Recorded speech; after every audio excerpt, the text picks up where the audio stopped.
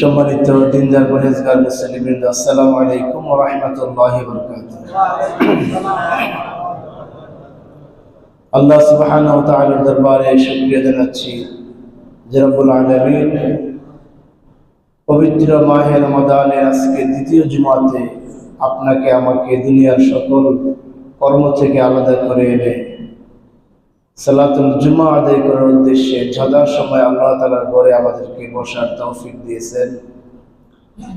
সংক্ষিপ্ত পরিসরে কোরআনে কারীম থেকে কিছু কথা বলা এবং শোনার জন্য আমাদেরকে বাছাই করেছেন। এই জন্য আমরা আল্লাহ তাআলার দরবারে শুকরিয়া জানাচ্ছি, আলহামদুলিল্লাহ। অসংখ্য অগণিত দরুদ এবং সালাম পেশ করছি আমাদের নবী সৈয়দুল মুরসালিন খাতামুন নবিয়্যিন আখির নবী মুহাম্মদুর রাসূলুল্লাহ সাল্লাল্লাহু আলাইহি ওয়াসাল্লাম। সকলে আমরা দরুদ পড়ি, আল্লাহুম্মা সাল্লি আলা মুহাম্মদ, আল্লাহুম্মা বারিক আলা মুহাম্মদ। সম্মানিত হাজিরিন, মহাগ্রন্থ আল কোরআনে কারীম থেকে ধারাবাহিক আলোচনার অংশ হিসেবে আমি আজকে সূরা বনী ইসরাঈলের 4, 5, 6 এবং 7 নম্বর আয়াত কারিমা তেলাওয়াত করেছি। আল্লাহ সুবহানাহু ওয়া তাআলা যদি আমাকে তৌফিক দান করেন তাহলে তেলাওয়াতকৃত আয়াত কারিমা থেকে সংক্ষিপ্ত পরিসরে কিছু কথা বলার চেষ্টা করব ইনশাআল্লাহ তাআলা। পাশাপাশি যেহেতু রমাদান মাস, এই মাসের ফজিলত, বরকত, নাজাত সম্পর্কে ইনশাআল্লাহ কিছু কথা বলা হবে। দোয়া করছি আল্লাহ তাআলা আমাকে বলার জন্য প্রয়োজনীয় ইলম দান করেন, যারা আমরা শুনছি আমাদের সকলকে যেন কোরআনের আলোকে আমাদের জীবন পরিচালনা করার তৌফিক দেন, বলেন আমিন। সম্মানিত হাজিরিন, সূরা বনী ইসরাঈলের শুরুর কয়েকটি আয়াতে আল্লাহ তাআলা বনী ইসরাঈলদের যে অধঃপতন, সেই ইতিহাসটা আমাদের সামনে তুলে ধরেছেন। যে বনী ইসরাঈলদেরকে আল্লাহ তাআলা শ্রেষ্ঠ জাতি হিসেবে পৃথিবীতে সম্মান দিয়েছিলেন, সুবহানাল্লাহ। এটা তাদের জন্য একটা বড় একটা পাওনা ছিল। যে বনী ইসরাঈল জাতিটা ছিল ইয়াকুব আলাইহিস সালামের সন্তান থেকে শুরু হয়েছে বনী ইসরাঈল। গত জুমাতে আমি এই বিষয়ে আলোচনা করেছি। এই বনী ইসরাঈলরা ছিল পৃথিবীর শ্রেষ্ঠ জাতি, কিন্তু তাদের যে দায়িত্ব ছিল, আল্লাহ তাআলা তাদেরকে তাওরাত দিয়েছিলেন, বলেছিলেন যে ওয়াতাইনা মূসাল কিতাবা ওয়া জাআলনাহু হুদাল লিবানি ইসরাঈল আল্লা তাত্তাখিযু মিন দুনি ওয়াকিলা। যে আমি বনী ইসরাঈলকে মূসা আলাইহিস সালামের মাধ্যমে তাওরাত দিয়েছিলাম এদেরকে হেদায়েত করার জন্য। বনী ইসরাঈলকে মূসা আলাইহিস সালাম বহু চেষ্টা করেও পরিপূর্ণভাবে হেদায়েত দিতে পারেন নাই। তারা পরিপূর্ণভাবে ইসলাম যেরকম মুহাম্মদ সাল্লাল্লাহু আলাইহি সাল্লাম ইসলামকে পরিপূর্ণ বিজয়ী অবস্থায় রেখে গিয়েছিলেন, এবং আল্লাহ তাআলাও ইসলামকে পরিপূর্ণ করে আমাদের মাঝে ইসলামের শ্রেষ্ঠত্ব প্রমাণ করে দিয়েছিলেন। কিন্তু মূসা আলাইহিস সালাম সে অবাধ্য বনী ইসরাঈলদের মধ্যে সেটা করতে পারেননি, তাদের কারণে সেটা হয়নি। তারপরও মূসা আলাইহিস সালাম চলে যাওয়ার পর সেই তাওরাত তাদেরকে রেখে এলেন যে তোমরা পৃথিবীর যেখানে থাকবে একতাবদ্ধ হয়ে থাকবে, একতাবদ্ধ হয়ে থেকে এই তাওরাতের আলোকে গোটা মানব সমাজকে পরিচালনা করবে, এটা তোমাদের দায়িত্ব। কিন্তু বনী ইসরাঈলরা সেই দায়িত্ব ভুলে গিয়েছিল। সামনে কিছু করলে ডিস্টার্ব হয়, পিছনে লোকজন এদিকে যায়, আপনি বসেন। তো যাই হোক, বনী ইসরাঈলরা তাদের দায়িত্ব তারা ভুলে গিয়ে তারা নিজেদের মধ্যে সেই দাঙ্গা, কলহ, বিদ্রোহ, মারামারি, কাটাকাটিতে তারা লিপ্ত হয়ে গেল। আর এই কথাগুলি আল্লাহ তাআলা আগেই তাদেরকে তাওরাতের মাধ্যমে জানিয়ে দিয়েছে। আল্লাহ আজকে যে আয়াতটা আমরা তেলাওয়াত করছি সেখানে আল্লাহ বলতেছেন হবে ওয়াকাদাইনা ইলা বনী ইসরাঈলা ফিল কিতাব, আমি এই কিতাবে অর্থাৎ তাওরাতে বনী ইসরাঈলদের জন্য আমি আগাম ঘোষণা দিয়েছিলাম। সেটা কি? লাতুফসিদুন্না ফিল আরদি মাররাতাইন, যে পৃথিবীতে তোমরা বনী ইসরাঈলরা 2 বার বিপর্যয় ঘটাবে, 2 বার তোমরা সন্ত্রাসী কার্যক্রম করবে। এরপরে তোমাদেরকে আল্লাহ তাআলার পক্ষ থেকে তোমাদের অবাধ্যতার কারণে এমনভাবে তোমাদের মধ্যে গজব, বিপদ নেমে আসবে, কিয়ামত পর্যন্ত তোমরা আর মাথা উঁচু করে দাঁড়াতে পারবে না। বলেন নাউজুবিল্লাহ। এই কথাটা আল্লাহ তাআলা হাজার হাজার বছর আগে তাওরাতে আগাম জানিয়ে দিয়েছিলেন যে লা তুফসিদুন্না ফিল আরদি মাররাতাইন, তোমরা দুইবার পৃথিবীতে সন্ত্রাসী করবে। সেম সেই ঘটনা করেছেন। এদেরকে আল্লাহ তাআলা দুনিয়ায় পাঠিয়েছিলেন তাওরাতের আলোকে, আল্লাহর বিধানের আলোকে। সমস্ত বনী ইসরাঈলরা একত্রবদ্ধ হয়ে ঐক্য থেকে তাওরাতের আলোকে একটি সুন্দর, সুখী, সমৃদ্ধ, ইনসাফপূর্ণ পৃথিবী গঠন করবে। কিন্তু তারা তা করতে ব্যর্থ হয়েছিল। তাদের মধ্যে মারামারি, বহু দলে বিভক্ত, খালি বাগাবাগি, এই বহু দলে বিভক্ত করে নিজেদের মধ্যে তারা অনৈক্য করে ফেলেছিল। যার ফলে প্রথম পর্যায়ে বিপর্যয় আল্লাহ দিলেন, এমন বিপর্যয় দিলেন, সেই বিপর্যয় কাটাতে ওদের সময় লাগছিল প্রায় 1000 বছর। কত বছর? 1000 বছর সেই বিপর্যয় তারা কাটতে সময় লেগেছে। তাদের দোষ কি ছিল? খালি বাগাবাগি। এই মুক্তিযুদ্ধের পক্ষে সরকার, এ রাজাকার, এই যুদ্ধাপরাধী, এরা ধর্মান্ধ, এরা জঙ্গি, এরা সংখ্যালঘু, এই শব্দগুলি আছে না বর্তমানে? এই শব্দগুলি ব্যবহার করে বনী ইসরাঈলরা নিজেদের মধ্যে নিজেরাই এরকম ভাগাভাগি করে রেখেছে। আমি এই আয়াতের তাফসীর যখন পড়ি তখন এই গোটা 16 বছরের ইতিহাসটা যেন আল্লাহ তাআলা 6000 বছর আগেই তাওরাত দিয়েছিলেন। সুবহানাল্লাহ। গত 16 বছরে যে ঘটনা বাংলাদেশে ঘটছিল, এই ঘটনার জন্য আল্লাহ তাআলা হাজার হাজার বছর, প্রায় 6000 বছর আগেই তাওরাত আল্লাহ দিয়েছিলেন। আমরাও তো শ্রেষ্ঠ জাতি, মুসলমানরা কি শ্রেষ্ঠ জাতি না? আমাদের ব্যাপার আল্লাহ বলতেছেন কুনতুম খায়রা উম্মাহ, সূরা আল ইমরানের 110 নম্বর আয়াত। কুনতুম খায়রা উম্মাহ, তোমরা হলো উত্তম জাতি। তোমাদের কাজ কি হবে? ওয়াতাসিমু বিহাবলিল্লাহি জামিআ ওয়া লা তাফাররাকু, আল্লাহর কোরআনের আলোকে তোমরা সমস্ত মুসলমানরা ঐক্যবদ্ধ থাকবে। সুবহানাল্লাহ।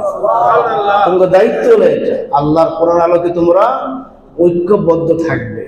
ওয়া লা তাফাররাকু, কোনোভাবেই বিচ্ছিন্ন হবে না। আর কি কাজ করবে? আন আকিমুদ্দিনা, এই জমিনে আল্লাহর বিধান অনুসারে মানুষকে চালাবে।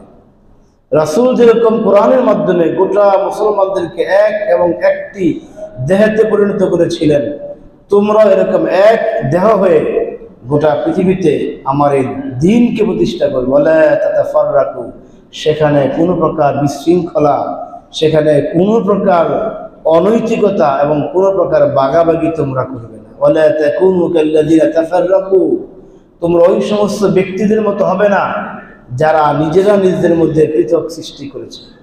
বনী ইসরাঈলের মধ্যে সেই দোষটা ছিল, যার ফলে আল্লাহ তাআলা এদেরকে পরবর্তী পর্যায়ে অংশ দিলেন। ওয়ালা তা'লুন্না উলুওয়ান কাবীরা, আর তোমরা হয়ে যাবে এমন এক জাতি হয়ে যাবে যে তোমরা বিদ্রোহাত্মক হয়ে যাবে, একে অপরের বিরুদ্ধে তোমরা নিজেরাই অস্ত্র ধরবে। এটা আল্লাহ আগাম জানাই দিলেন। এবার পরবর্তী আয়াতে আল্লাহ বলতেছেন, প্রথম যে বিপর্যয় তাদের হলো, প্রথম বিপর্যয় ফাইযা জাআ ওয়া'দু আওলাহুমা বা'সনা আলাইকুম ইবাদাল লানা উলি বাসিন শাদীদিন ফাজাসু খিলালাদ দিয়ার। প্রথম বিপর্যয় এই বনী ইসরাঈলদের সন্ত্রাসের কারণে গোটা দেশবাসী, তখন তো আমাদের মধ্যে এরকম স্বাধীন রাষ্ট্র ছিল না, গোত্রভিত্তিক রাষ্ট্র ছিল। আশেপাশের সমস্ত রাষ্ট্রের লোকেরা অতিষ্ঠ হয়ে গেছে বনী ইসরাঈলদের মারামারি কাটাকাটির কারণে। এরকম দেখবেন যদি আপনার বাড়িতে কোনো একটা ফ্যামিলি থাকে যে তাদের ফ্যামিলির বাইরে বাইরে এখানে ঝগড়া হয়, তখন প্রতিবেশীরা অতিষ্ঠ হয়ে যায়। তখন প্রতিবেশীরা নিজেরা হিসেবে মেরে ছেড়ে দেয় যে তোদের জ্বালায় আমরা থাকতে পারছি না। এরকম হয় কিনা?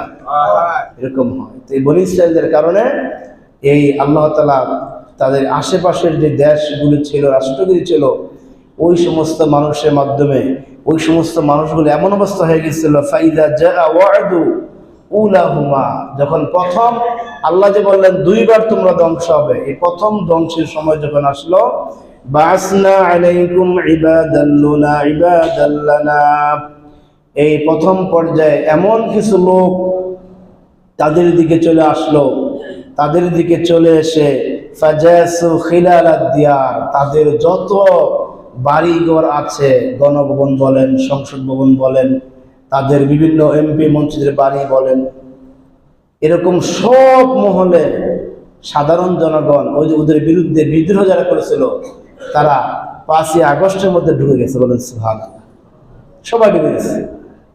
আল্লাহ বলতেছেন দেখেন একবার হু মিলে যায় যে ফাইজা জাওয়াদুল উলাহুমা বাসনা আলাইকুম ইবাদান, আমার কিছু বান্দাকে আমি ওদের বিরুদ্ধে ক্ষুব্ধ করে, ওদের বিরুদ্ধে জিদ করে, ওদের বিরুদ্ধে ঘৃণার সৃষ্টি করে আমার কিছু বান্দাকে আমি প্রেরণ করে দিলাম।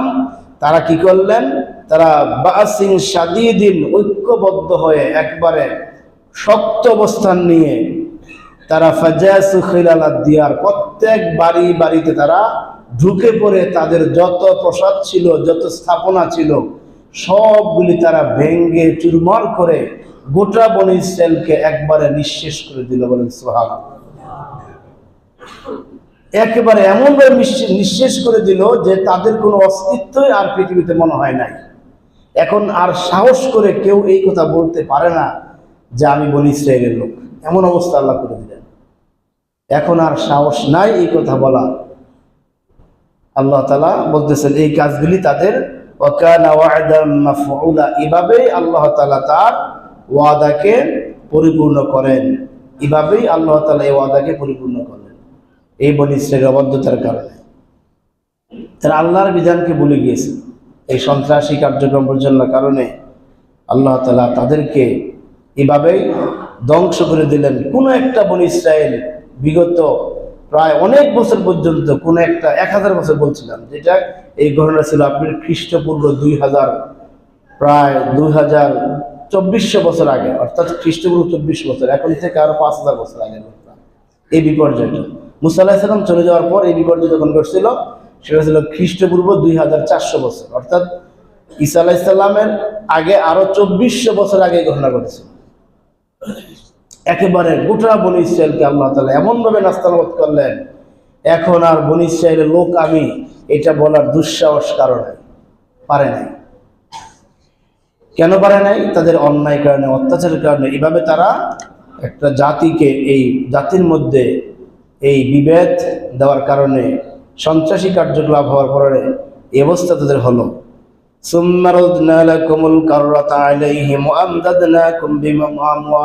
এরপরে চলে গেল দীর্ঘ 1000 বছর। দীর্ঘ 1000 বছর তারা আর মাথা উঁচু করে দাঁড়াতে পারে নাই। আল্লাহ বলেন এই যে প্রথম বিপর্যয় আমি তাদেরকে দিলাম, আল্লাহ বিপর্যয় কয়বার দিবেন? 2 বার। এবার দ্বিতীয় বিপর্যয় হওয়া আগ পর্যন্ত আল্লাহ তাআলা তাদেরকে আরেকটু সময় দিলেন। আল্লাহ বলতেছেন সুম্মা রাদনা লাকুম কাররাতা আলাইহিম, অতঃপর আমি তাদেরকে একটু সময় দিলাম। এরা আস্তে আস্তে এরা সংখ্যা বাড়তে লাগলো।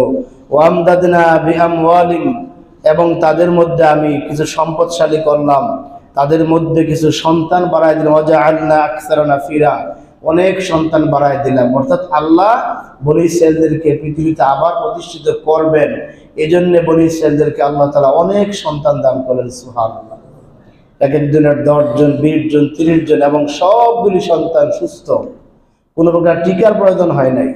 এখন যেরকম বিভিন্ন টিকা দেওয়া লাগে, জন্মের পর 5 বছরের মধ্যে 8টা 10টা টিকা দিয়ে সুস্থ সবল রাখতে হয়, এরকম কোনো টিকা দেওয়া লাগে নাই। আল্লাহ তাআলা অটোমেটিকলি ওই যে ওদেরকে আবার প্রতিষ্ঠিত করবেন, আবার পরীক্ষা করবেন, দেখি আমার এই জাতিরা তাদের 1000 বছরে যে তারা নিচে পড়ে গেল ওইটা ভুলে গিয়া আবার তারা ঠিক হয় কিনা, এটা পরীক্ষা করার জন্য তাদেরকে আল্লাহ তাআলা 1000 বছরে অনেক সন্তান দিলেন, অনেক জনগণ হলো, অনেক লোক তৈরি হলো।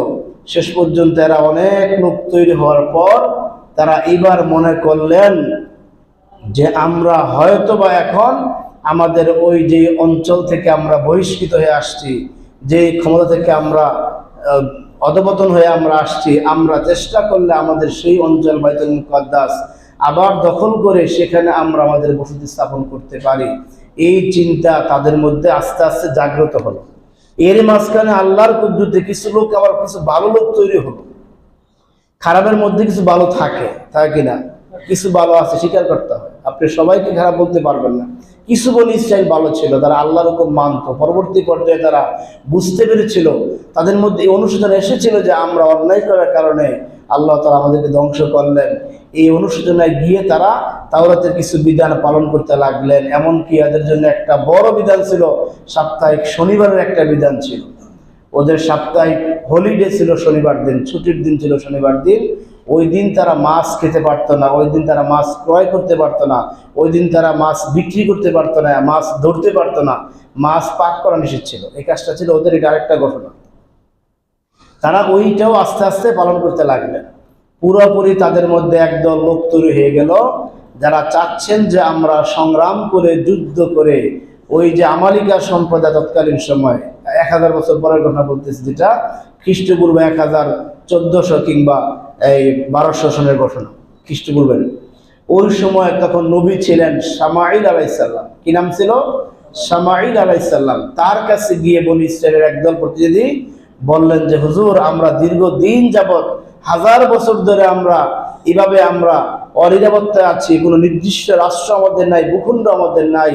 আমাদের যে আদি ভূখণ্ডতে আল্লাহ তাআলা আমাদের আশ্রয় দিয়েছিলেন এবং সেখানে দিন প্রতিষ্ঠা করে একটি শক্তিশালী রাষ্ট্র গঠন করার জন্য আল্লাহ আমাদেরকে আদেশ করেছিলেন, কিন্তু আমরা সেই কাজটা করতে পারি নাই। নিজেদের মধ্যে ভুল বুঝাবুঝির কারণে, মারামারির কারণে, যেহেতু আমরা এখন বুঝতে পেরেছি আপনি আমাদেরকে একজন ব্যক্তিকে সেনাবাহিনী হিসাবে, প্রধান হিসেবে একজনকে নির্বাচন করে দেন, যার নেতৃত্বে আমরা যুদ্ধ করে আমাদের সেই ভূমিটা উদ্ধার করব। সুন্দর প্রস্তাব। এবার আল্লাহ নবীর এই প্রস্তাব যখন আল্লাহর আরশে আজিম পৌঁছলো, আল্লাহ আয়াত নাযিল করে জানায় দিলেন, তুমি তোমার এই বনী ইসরাইলকে জিজ্ঞেস করো, যুদ্ধের আদেশ করা হলে তারা আবার পিছপা হয়ে যাবে কিনা, তাদের ভূমি উদ্ধারের ক্ষেত্রে তারা আবার নিষ্ক্রিয় ভূমিকা রাখবে কিনা, এটা জিজ্ঞেস করো। আল্লাহ নবী শামুয়েল আলাইহিস সালাম ওদেরকে জিজ্ঞেস করলেন যে কি খবর? আল্লাহ তো এই কথা বললেন যে তোমরা আবার তোমাদের সেই পূর্ব যে অবস্থা সেখানে ফিরে যাবে কিনা। তখন তারা আফসোস করে বলল, হায়, আমাদের কি হলো যে আমাদের ভূমি আমরা উদ্ধার করার জন্য আমরা যুদ্ধ করব, এতে আমরা পিছপা হব, এটা কেমন করা হয়? যাই হোক, সূরা বাকারাতে গল্পগুলো আছে, অনেক লম্বা ঘটনা। সূরা বাকারার 20 শুকুর পরে এগুলা বিস্তারিত ঘটনা আছে। সেই নবী শামুয়েল আলাইহিস সালাম তালুত নামে একজন ব্যক্তিকে, মোটা দেহের, অনেক লম্বা উঁচা চৌড়া একজন স্বাস্থ্যবান সুপুরুষকে যুদ্ধের সেনাবাহিনী বানালেন।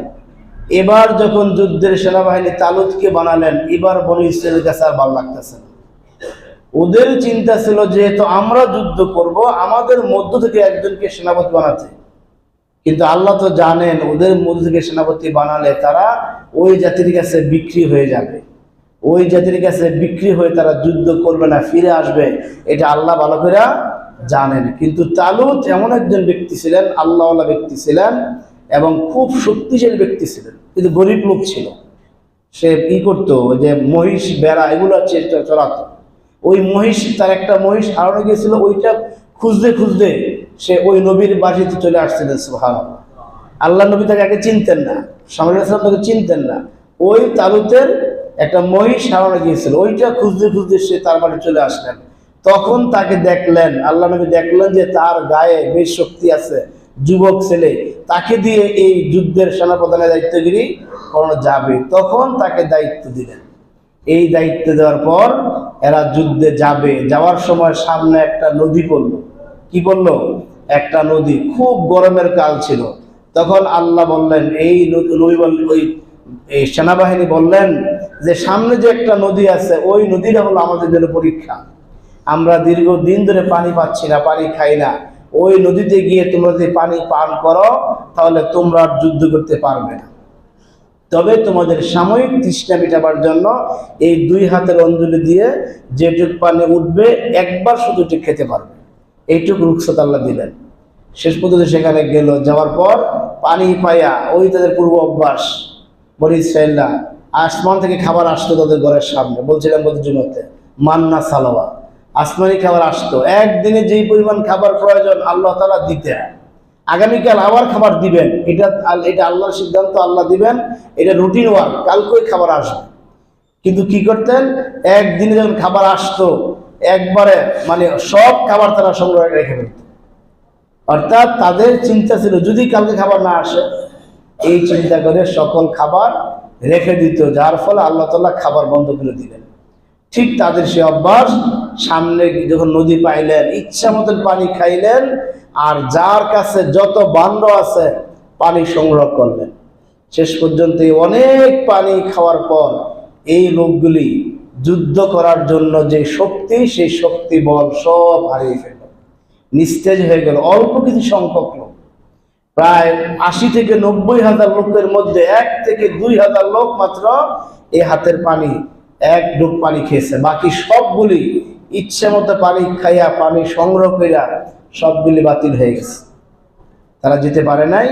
এই যা তালুতের নেতৃত্বে 1 থেকে 1.5 হাজার লোক, সেই তৎকালীন অত্যাচারী শাসক নাম ছিল জালুত, ওই জালুতের সেনাবাহিনী মোকাবেলায় তারা দাঁড়ালেন এবং তারা বললেন যে আল্লাহ আমাদের পাকে আজকে শক্তিশালী করুন। আর আপনি তো এমন সত্তা যে আপনি কত বিশাল বাহিনীর সামনে অল্প সংখ্যক বাহিনীকে বিজয় দিয়েছেন, সেই ক্ষমতা আপনার আছে, সুতরাং আপনি আমাদেরকে তাদের উপর বিজয় দান করুন। সুবহানাল্লাহ। এই শতভাগ যখন আল্লাহর ভরসা নিলেন এবং সর্বশেষ পর্যায়ে চেষ্টা করলেন, আল্লাহ ওই তালুত বাহিনীকে, তালুতের মাধ্যমে ওই জালুত বাদশাকে হত্যা করে আল্লাহ তাআলা এই আমালিকা সম্প্রদায়কে নির্মূল করে এই বনি ইসরায়েলকে দ্বিতীয়বার আবার বিজয় দান করলেন। বলে সুবহানাল্লাহ। একবার দান করলেন মুসা আলাইহিস সালামের মাধ্যমে, একবার বিজয় দান করলেন মুসা আলাইহিস সালামের মাধ্যমে, আর দ্বিতীয়বার বিজয় দিলেন এই তালুতের মাধ্যমে, শামউল আলাইহিস সালামের নিযুক্ত সেই সেনাবাহিনীর প্রধান। আর ওই যে আমালিকা সম্প্রদায়ের অত্যাচারী বাদশা জালুত, তাকে হত্যা করেছিল দাউদ আলাইহিস সালাম। বলে সুবহানাল্লাহ। তখন দাউদ আলাইহিস সালাম ছোট্ট মানুষ ছিলেন, মাত্র কয়েক বছর তার বয়স, তিনিও যুদ্ধে গিয়েছিলেন। ওই দাউদ আলাইহিস সালাম সেই জালুতকে হত্যা করে এই বনি ইসরায়েলকে মুক্ত করে দিলেন। এবার বনি ইসরায়েল মুক্ত হওয়ার পর আমাদের বাংলাদেশে 5 আগস্টে করে যা ঘটনা করছে, সেম ঘটনা করছে আবার।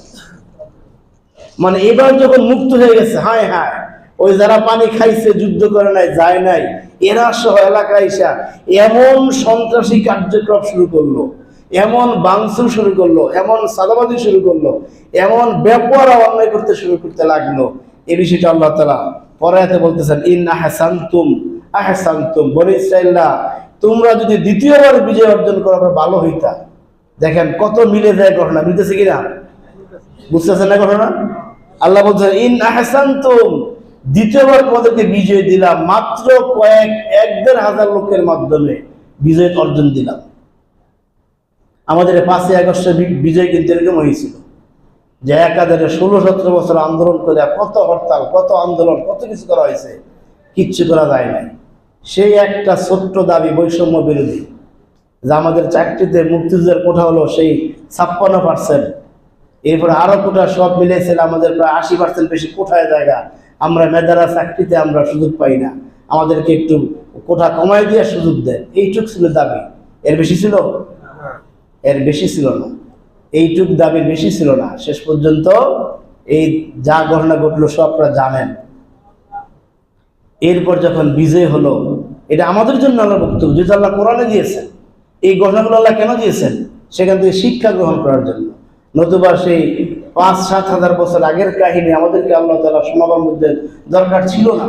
আল্লাহ শুনিয়েছেন যাতে করে আমরা শিখি। আল্লাহ বলতেছেন ইন আহসানতুম, যদি তোমরা এহসান করতে, ভালো কাজ করতে, অর্থাৎ বিজয় হওয়ার পর তোমাদের দায়িত্ব ছিল ইযা জাআ নাসরুল্লাহি ওয়াল ফাতহ, যখন বিজয় আসবে, আরাইতান নাস ইয়াদখুলুনা ফি দীনিল্লাহি আফওয়াজা, তখন দেখবেন যে আপনার ধর্ম ইসলাম গ্রহণ করার জন্য দলে দলে লোক আসতেছে।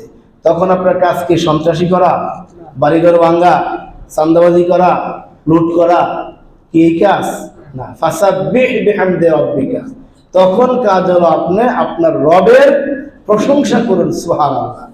কারণ আপনার রব এই বিজয় দিয়েছে, আমরা বিজয় অর্জন করতে পারি না, করতে পারলে আমি করতে পারতাম। আল্লাহ বিজয় দিয়েছে।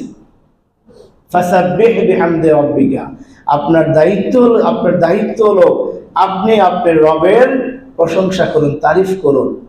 ইন্নাহু কানা তাওয়াবা, তিনি অবশ্যই তওবা গ্রহণকারী। এটা ছিল আমাদের কাজ। বনি ইসরাইল এই কাজটা করতে পারে নাই। এই জন্য আল্লাহ বলেন ইন্না হাসানতুম, তোমরা যদি ন্যায় কাজ করতে, লাআনফুসিকুম, তাহলে এটা তোমাদের জন্য কল্যাণ হতো, জনগণ তোমাদেরকে বিপুল ভোটে পাশ করার ক্ষমতা বসাইত। আগামী 50 বছর তোমাদের কাছে ক্ষমতা দিতে পারতো নাকি, ঠিক কিনা? কিন্তু 6 মাসে যা করলা আপনি বিগড়ে গেছে। তো আল্লাহ কি বলতেছেন যে তোমরা যে ভালো কাজ করতে, ইন আহসানতুম আহসানতুম লিআনফুসিকুম, তোমাদের কল্যাণ হতো, ওয়া ইন আসাতুম ফালাহা, আর তোমরা যে খারাপ কাজ করলা, এই মারামারি করলা, আবার ধ্বংসাত্মক কাজ করলা, তা এই কারণে তোমাদের যে অধঃপতন তোমরা নিজেরা ডেকে আনলা। ফাইযা জাআ ওয়াদুল আখিরাতি, আল্লাহ বলতেছেন যখন তাদেরকে দ্বিতীয়বার যখন তাদের এই ধ্বংসের সময় হলো, আবার তারা এখান থেকে এখন তারা কিন্তু এখন স্বাধীন মুক্ত, এখন তারা আমালিকা গোটা সম্প্রদায়কে পরাজিত করে গোটা ফিলিস্তিন, শাম, সিরিয়া, মধ্যপ্রাচ্য যা আছে সব কিছুতে এখন তারা একচ্ছত্র মালিক। এই একচ্ছত্র মালিক হয়ে তাদের অন্যায় তারা করতে লাগলো। আল্লাহ বলেন ফাইদা যা ওয়াদুল আখিরা, আরো চলে গেল প্রায় 1000 বছর, আরো প্রায় 1000 বছর চলে গেল। ফাইদা যা ওয়াদুল আখিরাতি লা ইউসুজুকুম ওয়ালিয়াদখুলুল মাসজিদা কামা দাখালু আউওয়ালা মাররা। এরপরে সরি, এটা 1000 বছর, এটা কয়েক বছর, 20 থেকে 22 বছর। তখন ঘটনা ছিল 1024 খ্রিস্টাব্দ পূর্ব সন। 20 থেকে 22 বছর যাওয়ার পর তাদের মধ্যে সন্ত্রাসী কার্যকলাপ যখন বেড়ে গেল, কারণ বহির্বিশ্বতে বসে নাই, বহির্বিশ্ব সব দেখতেছে না, তারা আগের ঘটনা দেখেছেন, আগের ঘটনা দেখতেছেন, তারা যখন এই ঘটনা দেখলো, আল্লাহ বলেন লিয়াদখুলুল মাসজিদা কামা দাখালু আউওয়ালা মাররা, আবার যখন তোমরা অন্যায় কাজে লিপ্ত হয়ে গেলে, আবার মারামারি কাটাকাটি লিপ্ত হয়ে গেলে, আল্লাহর বিধানকে তোমরা অসম্মান করতে লাগলে, তখন তোমাদের বিরুদ্ধে আবার আমি আরেকটা বাহিনীকে পাঠালাম, লিয়াদখুলুল মাসজিদা কামা দাখালু আউওয়ালা মাররা। আগে যেরকম ঢুকে তোমাদের বাড়িঘর সব তছনছ করে ফেলেছিল, সব লুটপাট করেছিল, এমনকি তোমাদের বাইতুল মুকাদ্দাস যে মসজিদটা সেটাকে তারা অবচ্ছেদ করেছিল, নোংরা করেছিল। এই দ্বিতীয়বারও তারা তোমাদের এখানে দখল করে সব কিছু নষ্ট করে দিয়েছিল। লিউতাব্বিরু মা আলাউ তাতবীরা, এটা করেছিল কেন?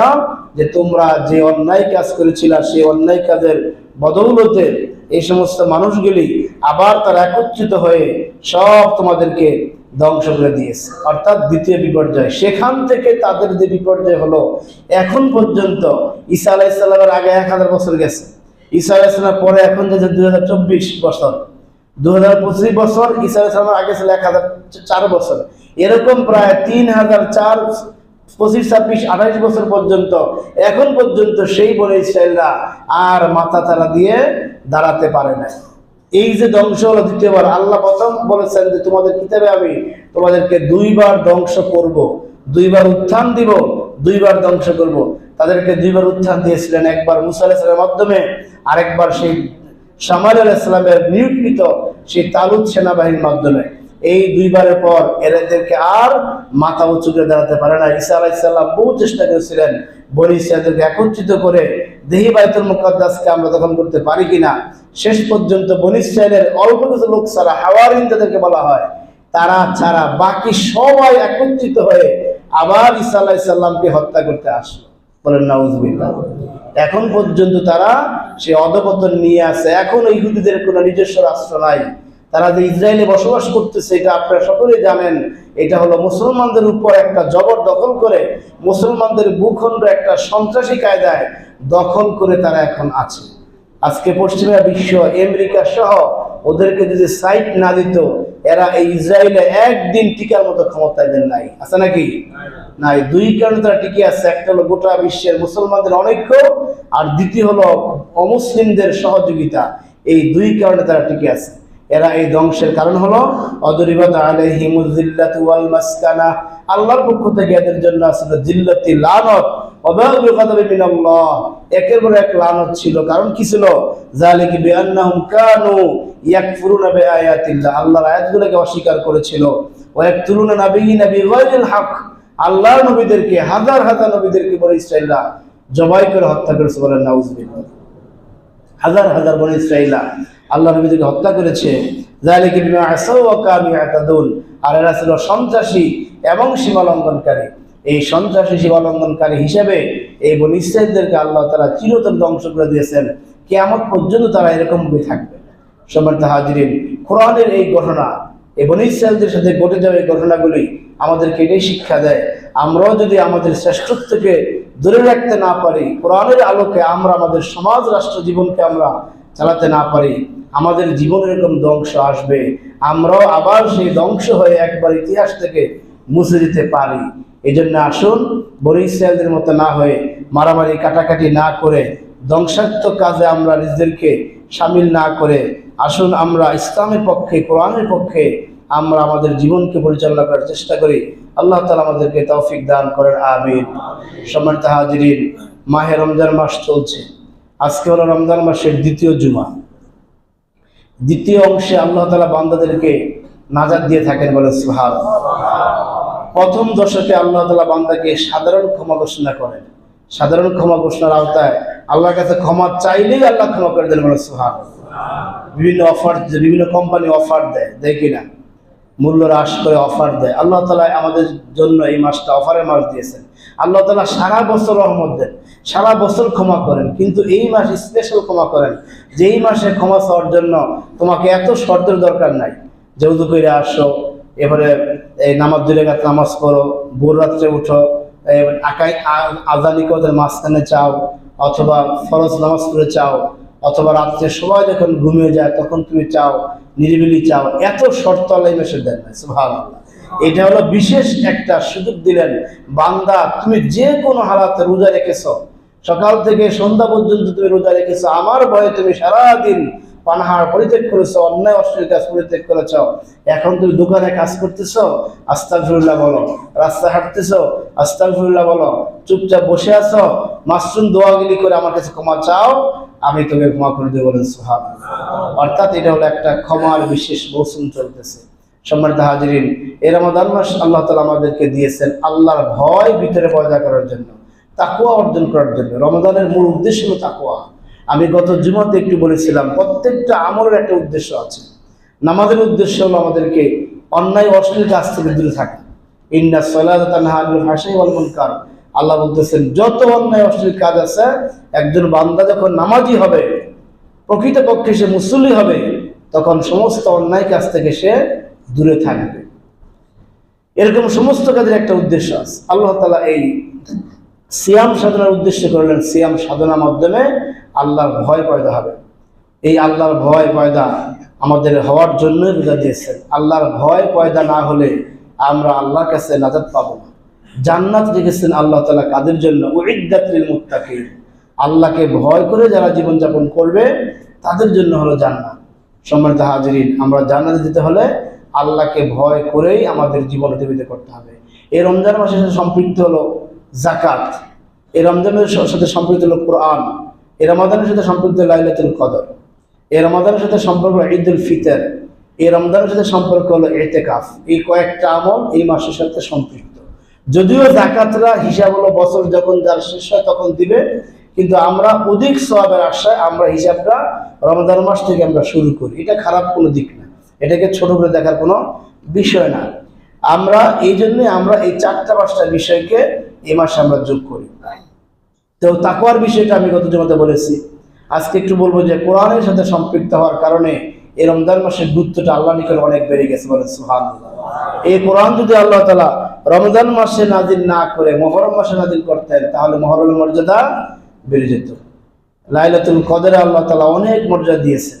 1000 মাস, 1000 মাসের চেয়েও বেশি। লাইলাতুল কদরি খায়রুম মিন আলফি শাহর, বলা হয়েছে কি খায়রুম মিন আলফি শাহর। 1000 মাসের চেয়েও বেশি আমল করলে যে সওয়াব হয়, আল্লাহ তাআলা এক রজনীতে আমল করলে ওই মানের সওয়াব দেন, বলে সুবহানাল্লাহ।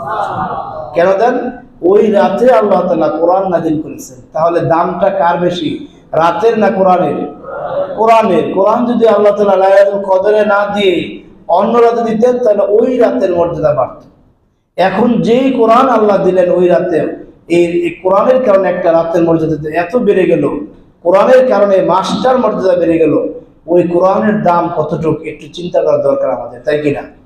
এই কোরআনের দাম অনেক দাম। কোরআনের ভাষা কি? আরবি। পৃথিবীতে একমাত্র ভাষা আরবি, চিরকাল থাকবে, বলে সুবহানাল্লাহ। অন্য কোনো ভাষা চিরকাল থাকবে না। একসময় গ্রিক ভাষা গোটা পৃথিবী জয় করেছিল, একসময় সুরিয়ানি ভাষা গোটা পৃথিবী জয় করেছিল, একসময় ফিলিস্তিনি ভাষা গোটা পৃথিবী জয় করেছে, এখন ইংরেজি ভাষা গোটা পৃথিবী জয় করে শেষ পর্যায়ে। চায়নাতে, জার্মানিতে, জাপানে তারা ইংলিশ পড়ে না এখন, এদের সমস্ত লেখা ওদের ভাষায় লেখে। আমাদের দেশে এখন ইংরেজি চর্চা পুরোপুরি হচ্ছে। এক সময় এই ইংরেজি ভাষাও চলে যাবে, থাকবে না, নতুন কিছু হবে। হয়তো চায়না ভাষা আসতে পারে গোটা বিশ্বব্যাপী। এখন গোটা পৃথিবীতে সবচেয়ে বেশি কথা বলে মানুষ চায়না ভাষা, এর একসময় বাড়তে পারে, আবার শেষ হয়।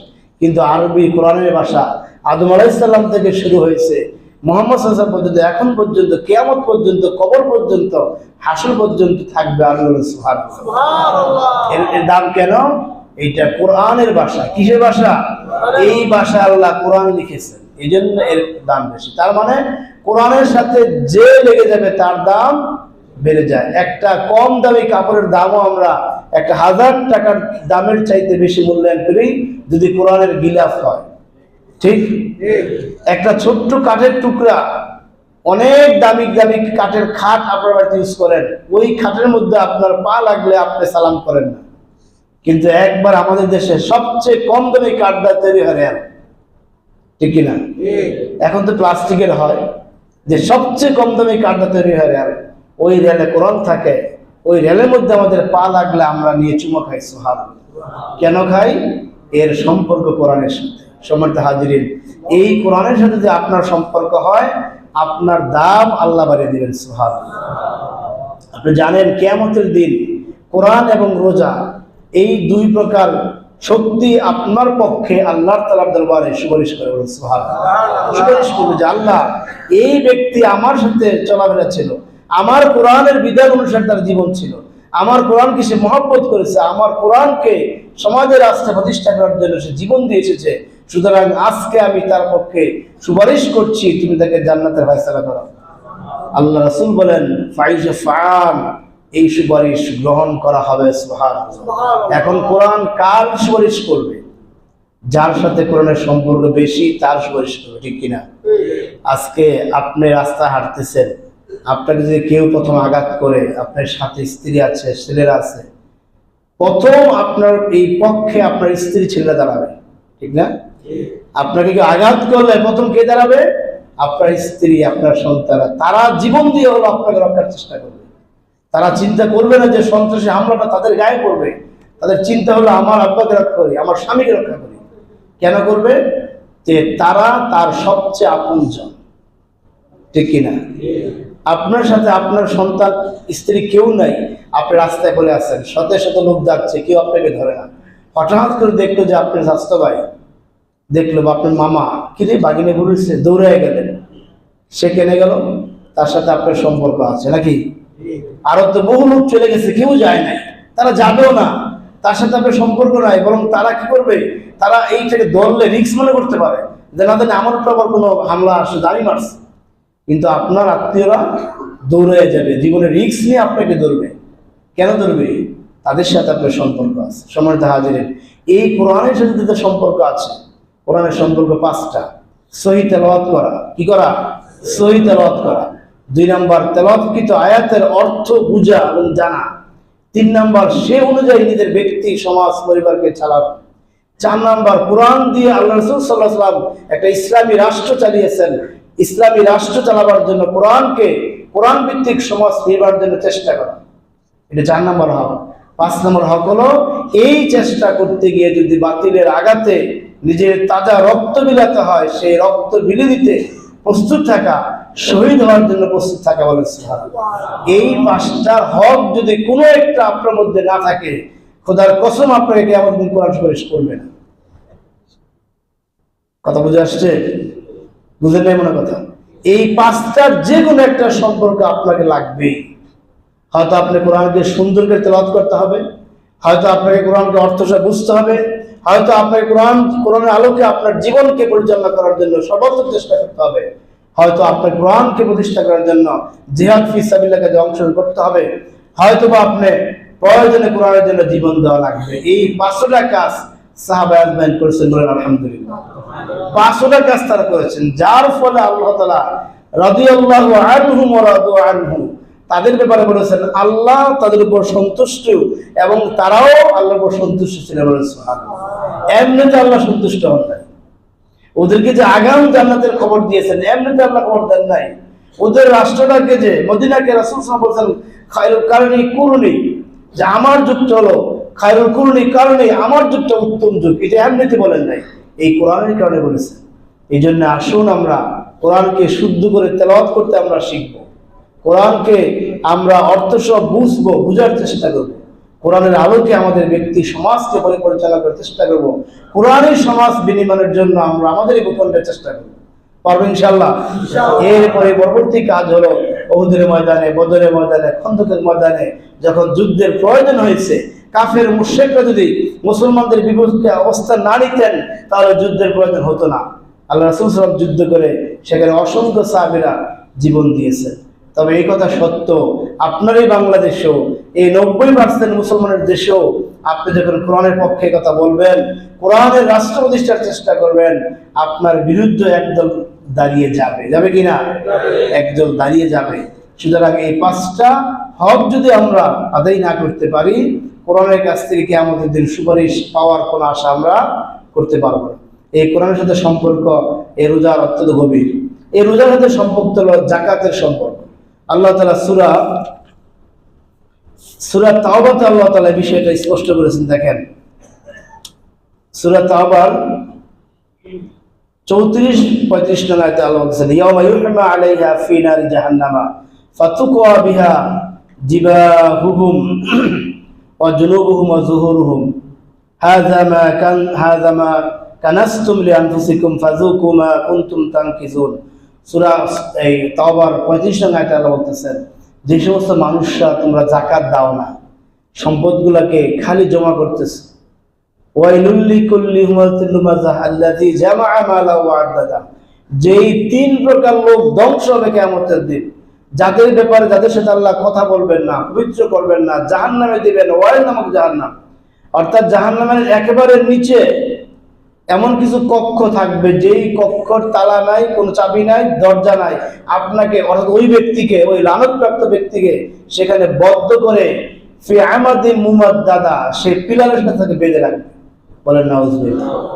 একেবারে জাহান্নামের নিচে এই ঘরগুলি তৈরি থাকবে, সেখানে কোনো আওয়াজ যাবে না, কোনো শব্দ যাবে না, চতুর্দিকটা সেখানে থাকবে আপনার আগুনের আগুন, ছোট্ট একটা রুম থাকবে, সেখানে আগুনের শিকল দিয়ে আগুনের খাম থাকবে, সেখানে বেঁধে রাখা ওই ব্যক্তিকে, যে ব্যক্তি শুধু মালগুলি জমাইছে আর গুনছে। ইউসিবিএল ব্যাংকে এত লাখ টাকা আছে, ইসলাম ব্যাংকে এত লাখ টাকা আছে, উত্তরা ব্যাংকে এত লাখ টাকা আছে, এনসিসি ব্যাংকে এত লাখ টাকা আছে, পদ্মা ব্যাংকে এত লাখ টাকা আছে, সবগুলা খালি গুনছে আর জমাইছে, আর খালি টাকা জমাইছে। এই টাকা থেকে সে যাকাত দেয় নাই। আল্লাহ বলেন তার জন্য হলো কি এরকম জাহান্নাম। এর আগে যে কাজটা করবেন, তার সমস্ত মালগুলিকে আল্লাহ তাআলা জমাইয়া একত্রে করে একটা সেগুলো গলাইবেন, গলিয়ে সেখানে একটা পিতলের একটা বার তৈরি করবেন। সেই বার তৈরি করে বলেন ইউহমা আলাইহা ফি নার, আগুন দ্বারা সেগুলো গালিয়ে একটা বার তৈরি করবেন। ফাতুকওয়া বিহা, অথবা এর দ্বারা সেক দিবেন জিবাহুহুম, তার কপালে। বলেন নাউজুবিল্লাহ। আপনার সমস্ত সম্পদ যারা যাকাত দিবে না, ওই সম্পদগুলো একত্র করে একটা কপালে একটা সেক দেওয়া হবে। প্রথম আল্লাহ তাআলা কপালে কেন দিবেন? এমন ব্যক্তি সে দুনিয়ায় ছিল যখন যাকাত তার কাছে নেওয়ার জন্য মানুষ আসতো, তার উচিত ছিল তাকে বাড়ি বাড়ি গিয়ে যাকাত দিয়ে দেওয়া, কারণ এটা তার দরিদ্রের অধিকার তার কাছে করে আছে। এটা দরিদ্রের প্রতি করুণা নয়। যাকাত কি করুণা? বলেন, এটা করুণা নয়, এটা হলো গরিবের একটা অধিকার আপনি পকেটে আল্লাহ দিয়েছেন, তাকে এটা ফিরিয়ে দেওয়া আপনার দায়িত্ব ছিল। যখন সে আপনি দেন না, সে নিতে আসলো, আসার পর এরকম বুড়ু কুচকিয়ে তার সাথে খারাপ আচরণ করত, তার সাথে হাস্য উজ্জ্বল চেহারা নিয়ে কথা বলতো না, মুখটা কালা করে, চেহারাকে একবার মলিন করে, কৃষ্ণ বর্ণে কথা বলতো, তুচ্ছ তাচ্ছিল্য করে কথা বলতো। এই জন্য আল্লাহ তাআলা প্রথম সেকটা দিবেন তার কপালে। বলেন নাউজুবিল্লাহ। দ্বিতীয় সেক ওয়াজুনুবুহুম, দুই পার্শ্বে দিবেন। এদিক দিয়ে মাল নেওয়ার জন্য আসতেছে, একটু ঘুরে বসছে, দেখে নাই, জায়গা ঘুরে বসছে, এই জন্য আল্লাহ এই পাশে একটা সেক দিবেন। আবার এদিক দিয়ে আসছে, একটু ঘুরে বসছে, মনে হয় দেখে নাই, চলে যাক, কি বলছে খেয়াল করে নাই, এই পাশে একটা সেক দিবেন। এরপরে কোথায় দিবেন? ওয়াজুহুরুহুম, পিঠে একটা সেক দিবেন। যখন দেখছে সর্বনাশ, যেই সিরিয়াল আইতেছে, আজকে যে দোকান খোলা রাখি, খালি টাকা দেওয়া লাগবো, শাটার বন্ধ করে দৌড়। এরকম বেঈমান আছে নি? বহুত আছে, বহুত আছে এরকম বেঈমান। যখন দেখছে গরিব মানুষ আসতেছে, তাড়াতাড়ি শাটার নামা বাজ্যে গিয়া, এখন থাকতে গেলে টাকা দেওয়া লাগবে। সে কি তোমারটা নিতে আসছে? সেই নিতে আসছে, তারটা সে নিতে আসছে। যখন সেরকম শাটার বন্ধ করে, কেসি গেট লক করে, দরজা লক করে যখন তিনতলা চলে গেল, পিঠ দেখাইয়া, আল্লাহ বলেন সর্বশেষ স্যাকটা দেওয়া হবে, অযুহুরুহিম, তোমার পিঠে দেওয়া হবে, হাযা মা কানাজতুম লিআনফুসিকুম, এটা হলো তোমার সেই সমস্ত মালের চেক, যেই মালগুলি তুমি শুধুমাত্র সঞ্চিত করলা, জমাইলা, কিন্তু যাকাত দেওয়া নাই। সম্মানিত হাজিরিন, যাকাত দেওয়া লাগবে। আমাদের বর্তমান এই দেশের প্রেক্ষাপটে যার হাতে ৯৫,০০০ টাকা এক বছর জমা ছিল, অর্থাৎ ৫২.৫ ভরি রূপার দাম, ৫২.৫ ভরি বর্তমান বাজার রেট হলো ১৮০০ টাকা ভরি হিসাবে, এরকম ৫২.৫ তোলা রূপার দাম হয় ৯৫,০০০ টাকা। এই পরিমাণ মাল যার দোকানে আছে, এই পরিমাণ টাকা যার ব্যাংকে আছে, এই পরিমাণ টাকার স্বর্ণ যার ঘরে আছে, ৭.৫ ভরি স্বর্ণ দিয়ে যাকাত দেওয়া যায়। কিন্তু আমাদের দেশ গরিব হওয়ার কারণে, অধিক মাত্রায় যাকাত গ্রহণকারী হওয়ার কারণে, এই জন্য ওলামায়ে কেরামরা হিসাব করেছেন, আমরা স্বর্ণের নেশাব করে যাকাত দিলে অধিকাংশ লোক যাকাত পাবে না, অনেকের যাকাত হবে না। কারণ স্বর্ণের হিসাব করে যাকাত ধরলে আপনার দাম আসে প্রায় অনেক টাকা দাম আসে। এখন তো ১.৫ লক্ষ টাকা ভরি হলে আপনার ৭.৫ ভরি প্রায় ১২-১৩ লাখ টাকা আসে। অনেকের ১২-১৩ লাখ টাকা পুঁজি নাই, এই সংখ্যাটা কম। এই জন্য আমাদের দেশে ফতোয়া হলো আমরা যাকাত দিব রূপা দিয়ে। কি দিয়ে? রূপা দিয়ে। কারণ এটা ফতোয়া আপনি নিতে হবে, এই কারণে রাসূল পাক সাল্লাল্লাহু আলাইহি ওয়াসাল্লাম যখন এটাকে আপনি ফতোয়া দিয়েছিলেন, তখন স্বর্ণ ৭.৫ ভরি স্বর্ণ আর ৫২.৫ ভরি রূপা সমান দাম ছিল। এই কালের আবর্তনে, যুগের প্রবর্তনে আস্তে আস্তে দামটা ডিফারেন্স হয়ে গেছে, মূলত সমান ছিল। আর ইসলাম এমন একটা ধর্ম, একই আমল যদি আপনি দুই তরিকায় করা যায়, আপনি যেটা সহজ তরিকা ওইটা করবেন। কথা বুঝে আসছে? যেটা সহজ তরিকা আপনি ওইটা করবেন।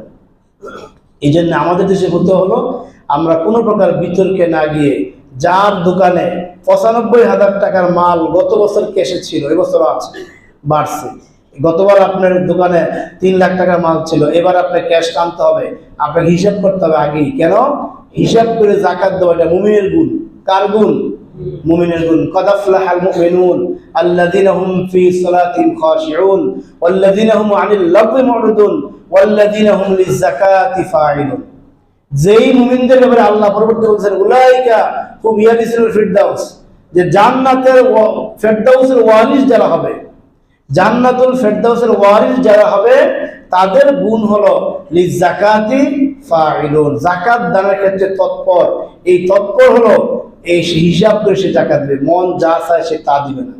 তার স্টক মিলাবে, ব্যাংকের ক্যাশ মিলাবে, ডিপিএস সে মিলাবে, ব্যাংকের এফডিআর মিলাবে, এরপরে সেই দোকানের ক্যাশ মিলাবে, ঘরের নগদ ক্যাশ মিলাবে, স্বর্ণগুলোর টাকার কনভার্ট করবে, রূপার দাম টাকার কনভার্ট করবে। তার যেই উৎপাদনের মাধ্যম আছে, যে মাধ্যম, মনে করেন যে আপনি একবারে সহজ কথা, আপনি মুরগির খামার করছেন, মাধ্যম হলো সেই লেয়ার মুরগির ডিম, যে ডিমগুলা বিক্রি করতেছেন, তার যে মুরগিটা, ওইটা আপনার মাধ্যম।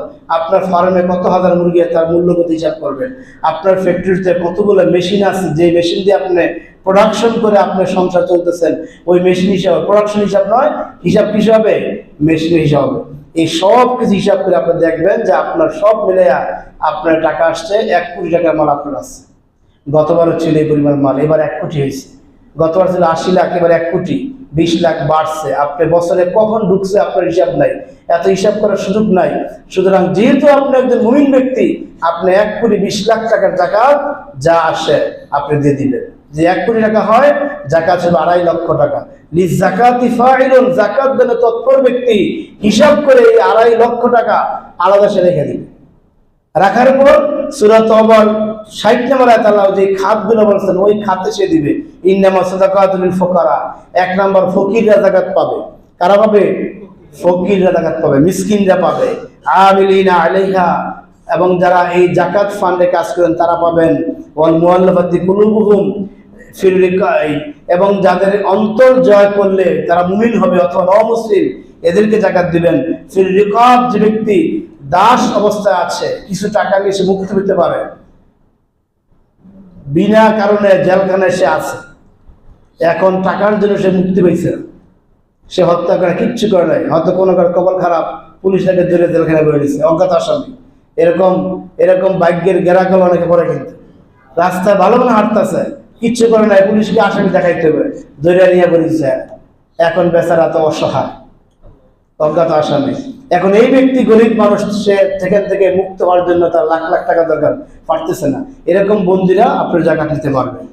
এবার কি আছে, অফিস সাবিলিল্লাহ, আল্লাহর জমিনে আল্লাহর দ্বীন প্রতিষ্ঠা করার জন্য, ইসলামের জন্য চেষ্টা করে জিহাদ করতেছেন, ওদের সামগ্রিক তৎপরতাকে ব্যবহার করার জন্য তারা জাকাত দিতে পারবে। অবনিস সাবিল, পথিক মুসাফির, দেশের মধ্যে অনেক ধনী লোক, রাস্তায় তার সম্পদ সব চুরি হয়ে গেছে, এখন তার দেশে যাওয়ার জন্য যে পরিমাণ টাকার দরকার ওই পরিমাণ টাকা নিতে পারবে জাকাত হিসাবে। এরকম আপনার 2.5 লক্ষ টাকা এরকম 8টা খাত দেখে জাকাত দিবেন। এটা হলো জাকাত দানে তৎপর ব্যক্তি, যে ব্যক্তি মুমিন, যে ব্যক্তিকে আল্লাহ তাআলা জান্নাতুল ফেরদাউসের মেহমান দিবেন, বলেন সুবহানাল্লাহ। আর যদি আপনি টাকাও আলাদা করলেন না, হিসাবও করলেন না, মন যা চাইলো, কিছু কম দামি শাড়ি, কিছু থ্রি পিস, কিছু লঙ্গি কিনে আপনি বিলে ছিটিয়ে দিলেন, জাকাত শেষ, যাও যাও, না নাই, শেষ। এই জন্য আল্লাহ জাকাত খরচ করেন নাই, এই জন্য করছেন। এটা আগামী শুধু ইনশাআল্লাহ বলবো কেন আল্লাহ জাকাত খরচ করছেন, আজকে আর সময় নাই। এই জন্য জাকাত দানে তৎপর ব্যক্তি আগে হিসাব করবেন এবং আল্লাহর বর্ণিত 8টি খাত ছাড়া সে জাকাত দিবে না।